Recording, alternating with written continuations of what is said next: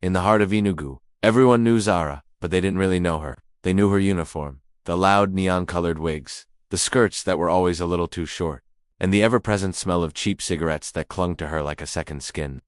At just 24 years old, Zara had become the town's living, breathing, cautionary tale. Mothers would physically pull their daughters closer when she passed by on the street. "Look at her," Mrs. Inianwu would whisper to her daughter Kosi, a promising law student. "That is what happens when a girl has no shame.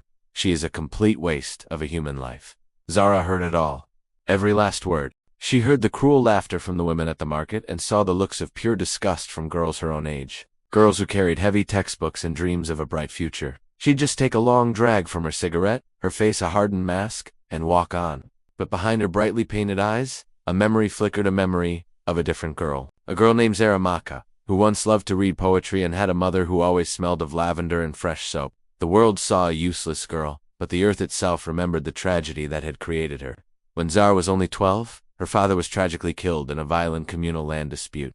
Her mother, completely broken by grief and crushed by poverty, took on 3 jobs. She worked until her body and her heart simply gave up. One morning Zara woke up to a mother who was cold to the touch and a stomach that was painfully empty.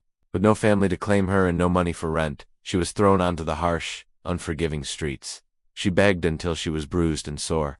She stole until she was caught and beaten. Finally, an older woman looked her up and down and told her, "Your beauty is the only currency you have left. Hunger is a loud, demanding master," and Zara had no choice but to obey. By the time she was 20, the sweet Potu-loving girl named Zaramaka was buried deep beneath layers of cheap makeup and the sheer will to survive. Then, one seemingly ordinary Tuesday, a sleek, silver SUV sputtered to a stop near the slum where Zara lived.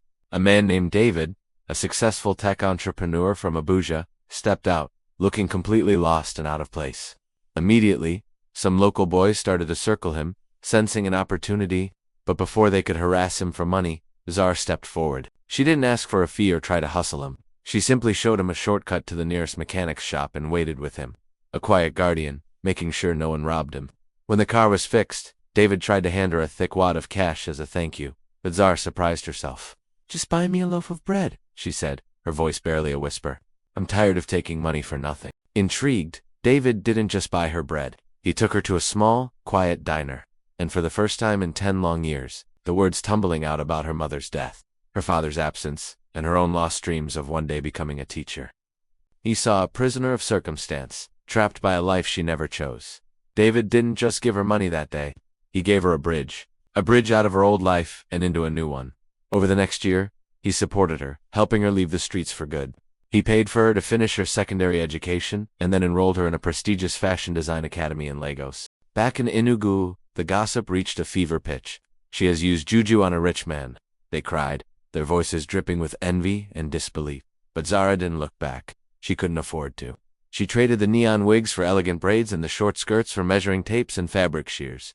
Her hands, once used to fending off the world, were now learning to create beauty. 3 years later, the useless girl returned to Enugu, but she wasn't looking for men or validation. She was looking for a building. She purchased a large, old, forgotten warehouse and poured her heart and soul into transforming it. It became the New Horizon Center, a free school and vocational center for orphans and girls at risk, girls just like her. And then, the beautiful irony of fate began to settle over the town. Kosi, the brilliant law student whose mother had so viciously mocked Zara, had graduated with honors, but she was now stuck at home, unemployed for years, her degree gathering dust in a harsh and unforgiving economy. Many of the so-called good girls were struggling, finding that their perfect paths hadn't led to the perfect lives they were promised. One afternoon, the door to the New Horizon Center creaked open.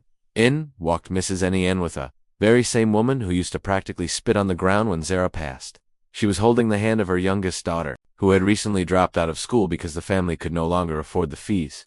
Her face was a mixture of shame and desperation.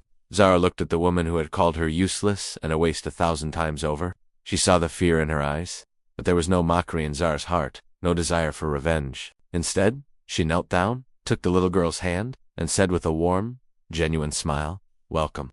Every girl deserves a future, no matter what her past looks like." This story is a powerful reminder. Never ever judge a person by the chapter you happen to walk in on. You might see the sin, but you didn't see the struggle. You see the mess, but you didn't see the painful path that led them there. Life is a wheel that is always turning. The person you look down on today might just be the very person you have to look up to tomorrow. Thanks for watching.